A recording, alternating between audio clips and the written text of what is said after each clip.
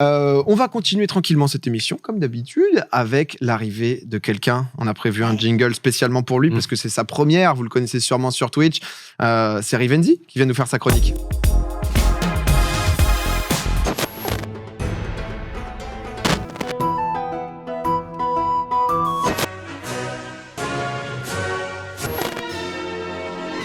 Il est là, on a tout donné sur le générique. Tu vas bien, Rive ? Ça va très bien, merci beaucoup. Vous me régalez sur le générique. On m'a dit on fait ça en 2 spies et tout. Incroyable. Rive qui du coup est venu nous faire un top des imitations. Avec en premier Jean-Marie Le Pen. L'enfer, tout ça, l'horreur. Déjà, ça fait trop plaisir, Rive, parce que c'est vrai que on se voit souvent en stream, etc. Et tu m'avais proposé justement de venir faire une chronique sur un truc qui t'intéressait particulièrement. T'es un grand passionné d'histoire. Ouais, de quoi est-ce qu'on va parler là aujourd'hui ? Alors, on va parler de comment est-ce que l'histoire aurait pu se passer ? C'est ce qu'on appelle les uchronies, donc c'est un terme un peu barbare finalement quand j'en avais parlé. Alors ça parle à beaucoup de gens aujourd'hui parce que sur Internet ça fleurit énormément. Mais en fait j'ai une histoire un peu particulière, c'est parce que j'ai fait des études d'histoire et en fait lors d'un exposé, on devait tous faire des exposés, etc. Et il y a une fois un mec qui a dit je pense que si y a un traité qui n'avait pas été signé, je pense que ça aurait pu se passer comme ça. Je peux te dire que le mec s'est fait allumer par le prof, c'était terrible. Et donc je me suis intéressé, je me suis dit pourquoi est-ce qu'on peut pas en parler en histoire ? Pourquoi est-ce que finalement le fait d'imaginer autre chose, dans le milieu universitaire ça fait un petit peu tâche. Et en m'intéressant au sujet, je me suis rendu compte qu'il y avait autre chose à chercher. Alors rapidement pour faire un point, on va faire un petit point lexical parce que en termes d'uchronie, on peut souvent mélanger avec utopie, avec dystopie. Dystopie, ouais, aussi beaucoup. Donc on va afficher juste là, et donc vous avez différents exemples. On va essayer de faire un petit peu le point sur les trois. Alors quand on fait une utopie, c'est plutôt, on parle du récit d'une société de façon comme si tout se passait bien. Voilà, c'est une vision idéale du futur. Quand on parle d'une dystopie, c'est plutôt l'inverse. Là, on est plutôt dans l'idée d'imaginer le chaos, en tout cas un état totalitaire qui pourrait se mettre en place. Le plus grand exemple, qui est le plus connu aujourd'hui dans la culture populaire, c'est 1984 de George Orwell, que je vous conseille. Big Brother, exactement, tout à fait. Et le thème qui nous intéresse aujourd'hui, c'est l'uchronie, donc le récit d'événements fictifs à partir d'un point de départ historique. Donc c'est ça qu'on va parler, dont on va parler The aujourd'hui. Man in the Hustle, la série absolument Exactement, fantastique. on va en parler, bien sûr. Alors, comment est-ce que s'articule une uchronie ? Alors, l'utopie, ça peut partir très loin. George Orwell, même certains disent que ça commence à se rapprocher de nous, c'est encore un petit peu loin.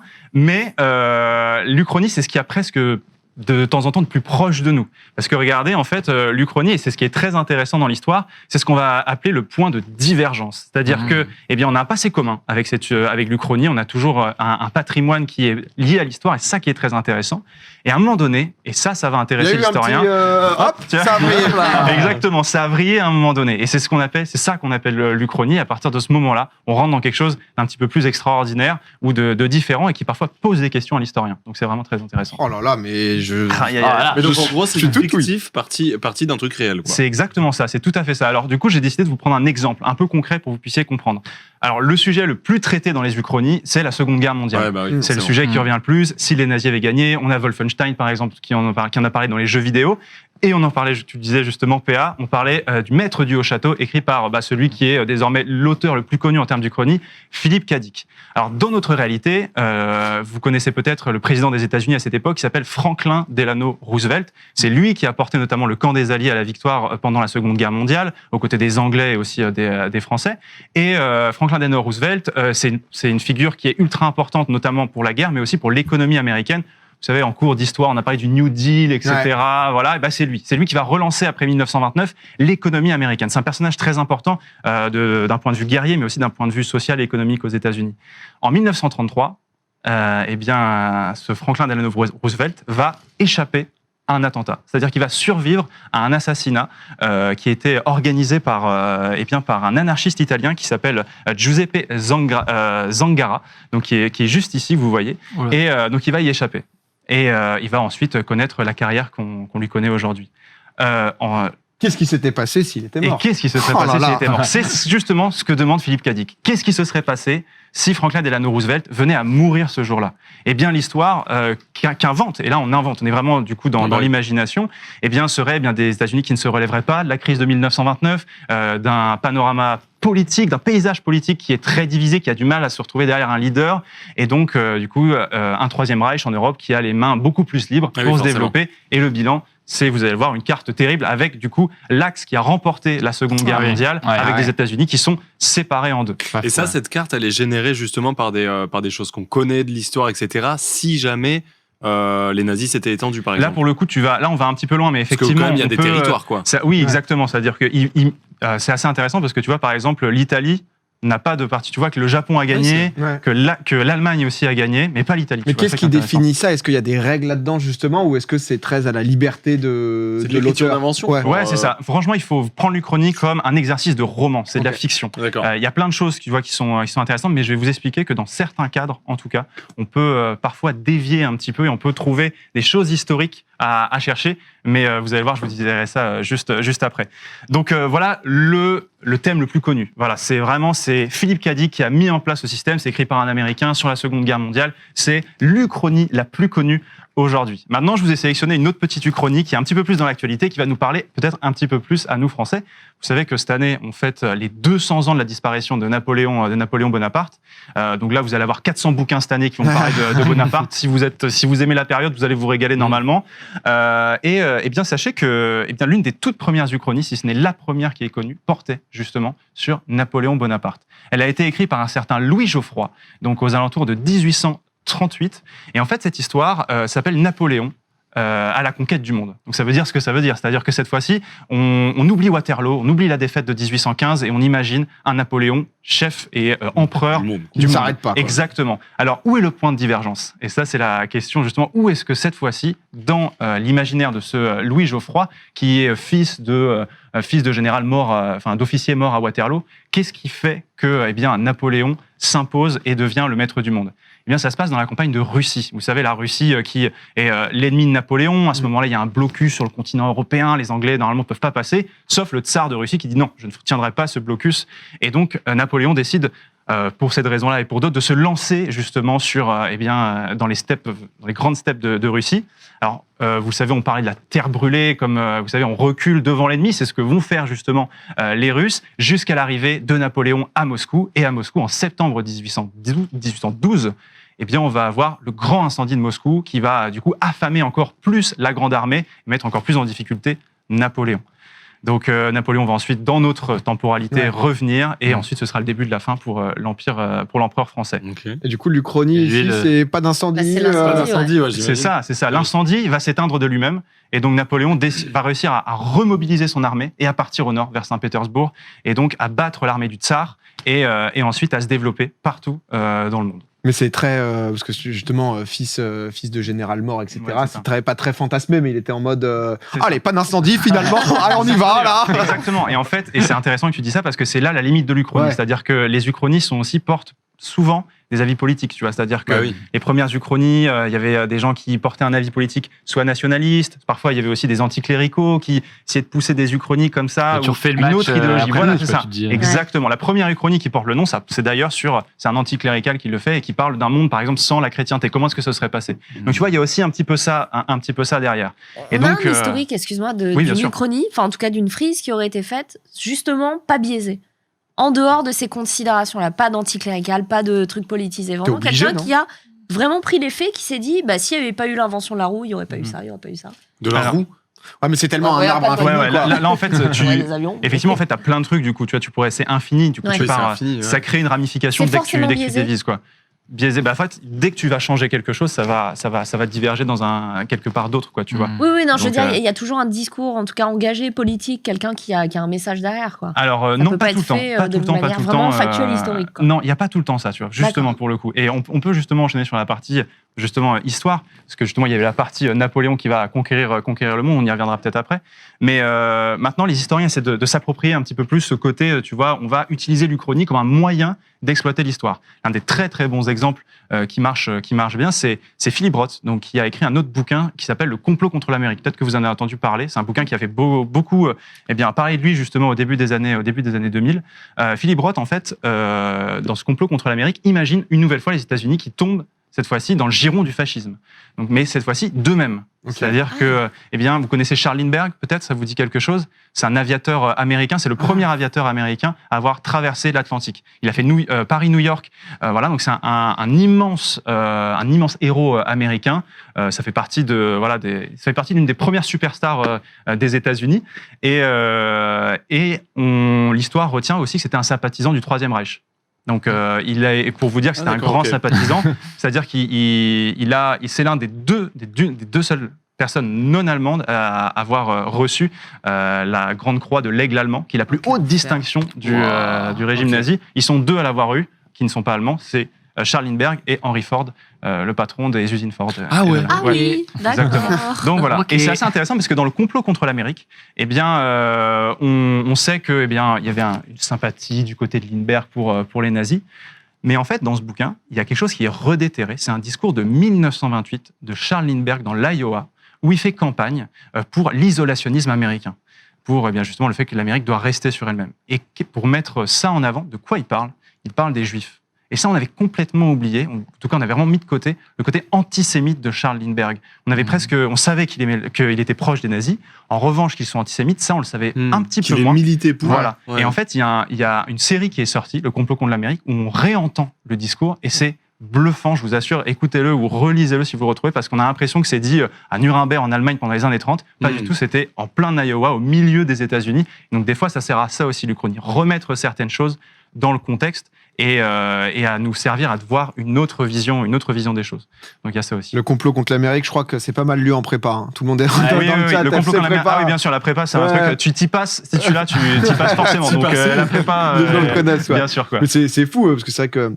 Au début, je me disais, Lindbergh, ça me dit quelque chose, mais c'est toi qui nous en avais parlé avec moi. Tout à fait. Ouais, en fait, c'est un exemple qui est type. C'est hyper intéressant. Donc, c'est super intéressant. Mais il y a aussi autre chose. Donc, il y a ça dans un premier temps. Donc, des fois, l'ouvrage, comme tu le dis, il peut être biaisé, bien sûr, mais il peut aussi amener autre chose. Maintenant, l'Uchronie est utilisée maintenant, désormais, notamment en Allemagne et aux États-Unis, dans des cursus universitaires. C'est-à-dire que en 1990, à l'université de Columbia, il y a un professeur qui a décidé de mettre en place une sorte de jeu de rôle autour de l'Uchronie. C'est-à-dire, écoutez, je suis votre professeur et on va refaire ensemble, imaginons, le traité de Versailles de 1919. Donc, vous allez refaire les belligérants. Hugo fera l'Allemagne, tu feras la France, tu feras la Russie, tu pourrais faire l'Italie, par exemple, l'Empire austro-hongrois, Marie. Et le but, c'est pendant une semaine, vous allez devoir travailler votre sujet, vous allez devoir lire des textes, vous allez devoir être ultra calé sur votre sujet, vous allez devoir essayer de vous remettre dans la peau de ces personnes-là, c'est-à-dire dans leurs mœurs. Est-ce qu'ils étaient catholiques, protestants? Est-ce qu'ils avaient du racisme envers un pays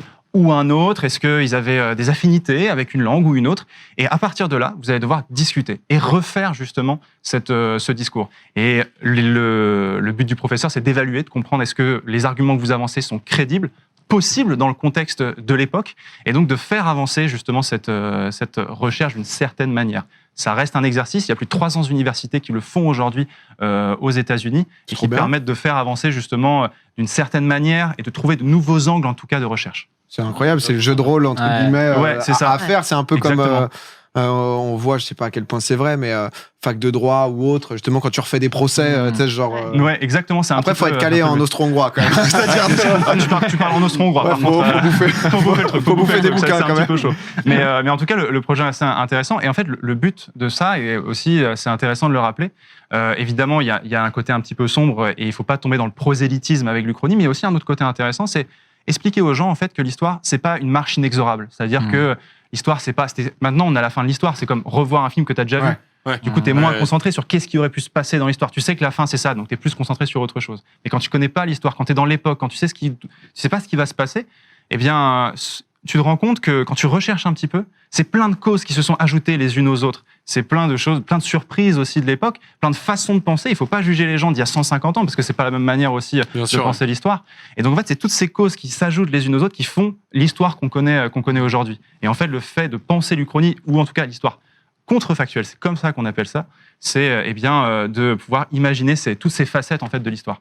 C'est captivant. Je me permets juste de revenir sur Napoléon, il fait Bien quoi sûr. si Napoléon. S'il est à Saint-Pétersbourg, il dit pas d'incendie.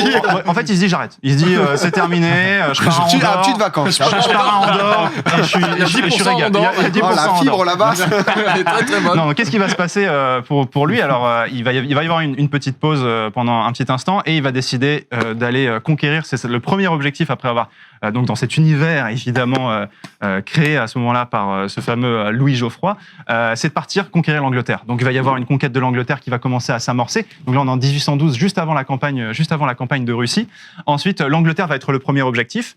Ensuite il va y avoir pas mal de révoltes en Europe qui vont se dérouler. Il va falloir calmer un petit peu tout ça. Oui. Du coup là quand on dit 1814 l'invasion de la Grande-Bretagne, il y a des arguments crédibles qui sont avancés pour dire que oui effectivement s'il n'y avait pas eu cet incendie etc. on aurait pu effectivement arriver à ça. Alors il faut toujours faire attention, mais on se dit en le temps de préparer une invasion, combien de temps ça prend, le temps de remobiliser, on réfléchit. Il a plutôt bien travaillé. Le 1814. Ouais, c'est ça. Et puis après, c'est intéressant parce que tu vois, juste après la conquête de l'Angleterre, l'auteur prend bien le temps d'expliquer qu'il y a des révoltes encore même en 1815, tu vois, qui font écho à Waterloo en 1815 aussi. Donc il explique comment est-ce qu'on va mettre un système politique en place. Dans son système politique à lui, il imagine un Napoléon empereur de l'Europe, avec des rois qui restent en place en Angleterre, en Espagne, en Italie, des proches de lui qu'il va nommer pour être, on va dire, ses vassaux en Europe directement. Ensuite, la suite de l'épopée napoléonienne dans ce Napoléon à la conquête du monde, c'est l'Égypte. Il va refaire la conquête d'Égypte. Vous savez, il était parti justement faire une première cavalcade en Égypte avant la conquête de l'Europe. Eh bien, il va repartir justement en Égypte. Ensuite, il va retourner ses yeux vers l'Orient et il va partir cette fois-ci en Inde, puis en Chine, avant de redescendre. Je précise pour les gens, pas Lorient-la-ville. Lorient. Oui, Lorient, évidemment. Lorient. Peut-être qu'il est parti de Lorient, je ne sais pas, tu vois, il a peut-être fait peut-être qu'il est passé le petit prince de l'info, encore une fois. Il l'avait. Par contre, la Corée, il nous a laissé tranquille. Je pense qu'il a poussé vers la Corée, mais on a situé un petit peu, mais je pense qu'il a poussé vers la Corée. On laisse la Corée, on laisse ça. En 5 ans, il a charbonné là quand même, Napoléon. Oui, ça avance fort. Ça accélère un petit peu à ce moment-là. Pas de week-end, là. Ouais, c'est ça. Donc il y a toute l'Afrique aussi qui va tomber dans le giron Napoléon et aussi l'Australie. Donc voilà, on imagine vraiment à ce moment-là un monde complètement conquéré par Napoléon. Et ensuite, vous avez aussi les États-Unis qui vont devenir, elles, alliés de Napoléon. Là, il vaut mieux. T'as ça en face, je lui serre la main, quoi. C'est risque. Non, ça va. Non, mais on est ensemble. On est clairement ensemble. Donc les États-Unis qui vont devenir alliés de Napoléon aussi à ce moment-là. Et Napoléon, au lieu de mourir justement en 1821, eh bien, s'éteindra dans cette autre réalité en 1832 avec un monde qui parle entièrement français à ce moment-là. Oh là là. C'est beau, hein.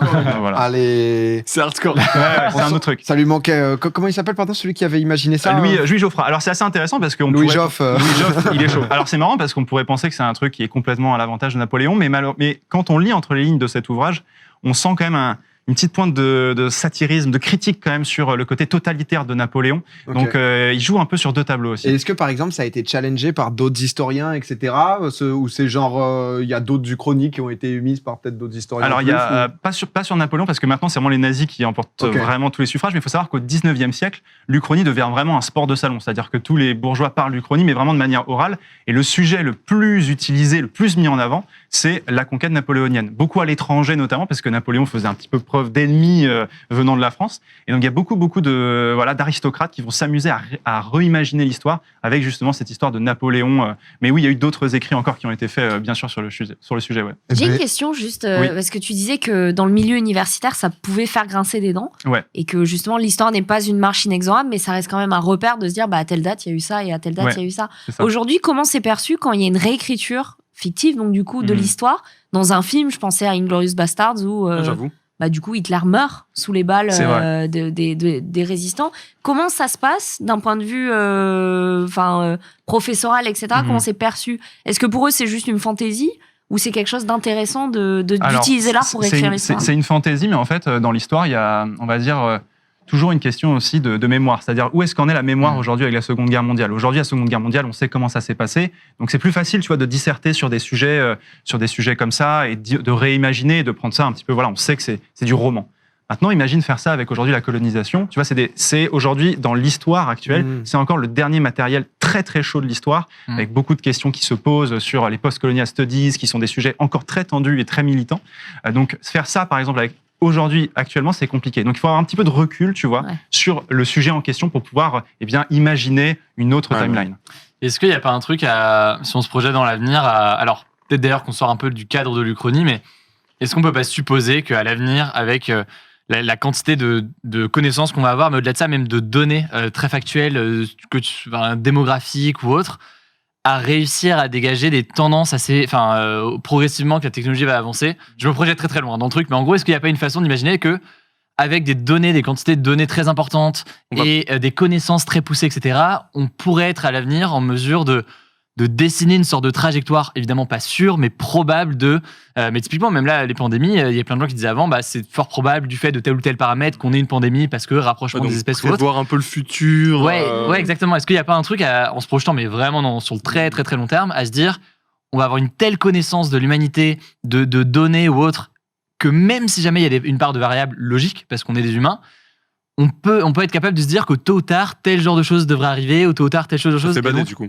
Ça fait pas des doufs, mais je trouve ça assez phasant de. C'est hyper intéressant. Il me semble que c'est l'Institut du temps présent qui travaille sur ces questions, sur ces questions-là aussi.